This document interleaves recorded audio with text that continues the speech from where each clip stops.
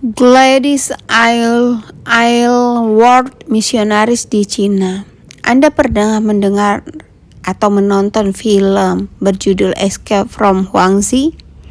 Kisah tentang seorang reporter dari barat yang menyelamatkan kurang lebih 60 anak yatim piatu di Cina. Dia dibantu oleh seorang suster dan seorang yang kaya berjalan melewati medan pegunungan dan gurun untuk menyelamatkan diri dari sebuah tentara Jepang. Ada kisah nyata yang jauh lebih dahsyat dari itu. Di negara yang sama, yaitu Cina.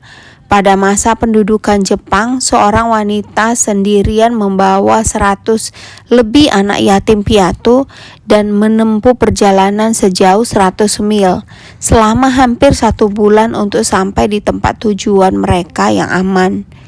Dia adalah Gladys Aylward, seorang misionaris dari Inggris yang sempat ditolak untuk menjadi misionaris dan pernah bekerja sebagai pelayan rumah tangga. Dia lahir dari keluarga kelas pekerja di Edmonton, London pada tanggal 24 Februari 1902. Meskipun dibesarkan di gereja Anglikan, pada awalnya dia bukan orang yang sangat religius. Pendidikannya hanyalah pendidikan dasar, dan dengan posisi sebagai kelas pekerja hanya memberinya sedikit pilihan. Dia mulai bekerja menjadi pembantu rumah tangga pada usia 14 tahun. Panggilannya untuk bermisi muncul ketika ia menghadiri kebaktian kebangunan rohani pada saat dia berumur 18 tahun. Pendeta saat itu menantang pendengarnya untuk mempersembahkan diri bagi pelayanan kepada Tuhan. Pesan pendeta itu langsung berbicara dengan kuat dalam hatinya, dan keinginannya untuk melayani sebagai misionaris mulai tumbuh. Bekerja selama 4 tahun sebagai pembantu rumah tangga membuatnya memiliki suatu wawasan yang unik mengenai hati seorang hamba. Saat dia memberikan hidupnya untuk Kristus, ia bersedia dipakai untuk melayani dalam bidang apa saja. Beberapa sumber mengindikasikan bahwa keputusannya untuk menjadi misionaris ke Cina muncul setelah ia membaca artikel di suatu majalah tentang Cina, sebuah negara tempat jutaan orang belum pernah mendengar Injil. Dia melanjutkan pekerjaannya sebagai pelayan salon selama 2 tahun. Pada usia pertengahan 20-an, dia melamar untuk menjadi misionaris dan diberikan kesempatan mencoba di China Inland Mission Center di London. Di sana ia bekerja sampai usia 26 tahun. Tetapi rupanya prestasinya tidak memenuhi harapan para pemimpin China Inland Mission Center. Dia ditolak untuk melayani sebagai misionaris ke China. Namun tidak ada yang bisa menggagalkan kehendak Tuhan atau menolak pelayanan mereka yang dipanggil oleh Allah. Seperti di Roma 11 ayat 29, sebab anugerah dan panggilan Allah tidak dapat dibatalkan. Gladys bertekad untuk melayani Tuhan dengan cara apapun. Ia terus bekerja dan menabung. Pada saat ia berusia 30 tahun, kesempatan itu datang. Seorang misionaris senior yaitu Ibu Jenny Lawson sedang mencari asisten muda untuk melanjutkan pekerjaannya. Gladys diterima, tetapi Ibu Lawson tidak memiliki apa-apa untuk membantunya melakukan perjalanan ke Cina. Gladys juga tidak memiliki dana lebih untuk bepergian dengan kapal laut. Jadi ia memberanikan diri sendirian menempuh perjalanan darat dengan kereta api dengan hanya berbekal paspor, Alkitab, tiket, dan 2 9-pence pound. Pada bulan Oktober 1930, Gladys berangkat dari London menuju Cina dengan naik kereta api Trans Siberia dan tiba di Vladivostok. Ia kemudian berlayar ke Jepang menuju Tintensin. Dari Tintensin dia naik kereta, bus, dan keledai menuju kota Yangcheng di pedalaman, di provinsi Shanxi yang bergunung-gunung sebelah selatan Beijing. Sebagian besar penduduk Yangcheng belum pernah melihat orang Eropa selain Ibu Lawson dan Aylward. Mereka tidak mempercayai kedua wanita itu sebagai orang asing dan tidak bersedia mendengarkan mereka. Gladys dan Ibu Lawson memikirkan cara untuk menarik orang agar mengenal kabar baik. Mengetahui bahwa kota di mana mereka tinggal adalah tempat transisi bagi orang yang melakukan perjalanan jauh, mereka berencana untuk membuat tempat penginapan. Di tempat penginapan itu dengan ramah mereka menawarkan makanan dan tempat tidur yang hangat dengan harga yang murah serta tempat buat keledai para tamu di halaman. Pada malam hari setelah melayani mereka dan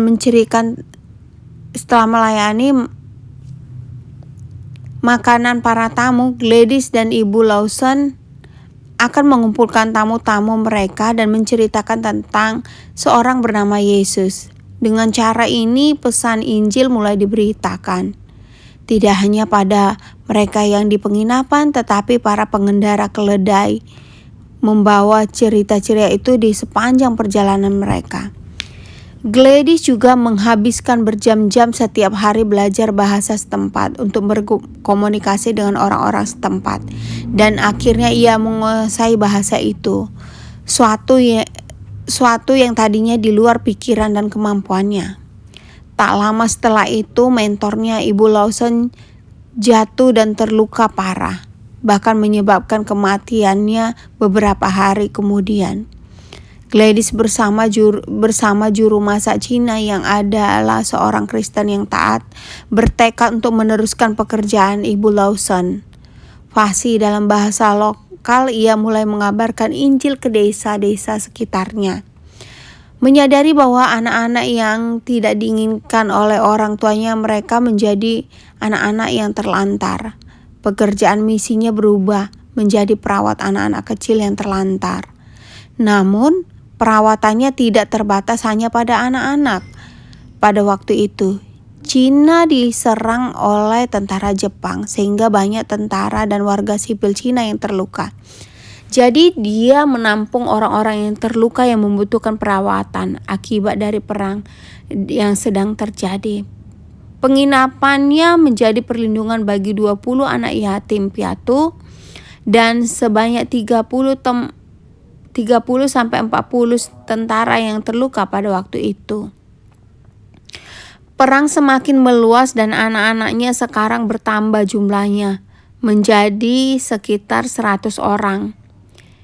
Dia telah menjadi warga negara Cina pada tahun 1936 dan aktivitasnya dalam mendukung rakyat lokal, termasuk sedikit memata-matai orang Jepang, membuatnya tidak aman untuk tetap tinggal di Yangcheng.